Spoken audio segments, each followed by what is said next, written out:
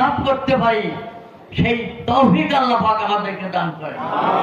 কারণ যাদের মধ্যে ইসলাম নাই তারা মানুষের মঙ্গল কামনা করতে পারে না। ইসলাম যেরকম মঙ্গল কামনা করেছে, স্বয়ং আল্লাহ রাব্বুল আলামিন সমস্ত শ্রেণীর মানুষদের জন্য, পাবলিক হোক, শিক্ষিত হোক, মুসলমান হোক, হিন্দু হোক, খ্রিস্টান হোক, যেই হোক না কেন, প্রত্যেকেরই সম্মান বজায় রেখে, ইমান ও ইজ্জত বজায় রেখে আল্লাহ রাব্বুল আলামিন এমন একটা বিধান জমিনের জন্য দিয়েছেন যা সর্বজনীন স্বীকৃত।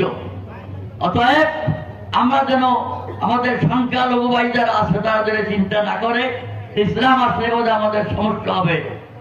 এতদিন পর্যন্ত আপনারা এই সমস্যায় ছিলেন, এখন ইসলাম আসলে আপনাদের সমস্যার সমাধান হবে এবং সারা জীবন আপনারা শান্তিতে বাস করতে পারবেন। সঙ্গে সঙ্গে মুসলমান ভাইদেরকে আমি বলবো, আসলেই আমরা আলেম দিনের জন্য আমরা চেষ্টা করতেছি, কিন্তু বাস্তব দিন আমরা এ পর্যন্ত প্রতিষ্ঠিত করতে পারি নাই।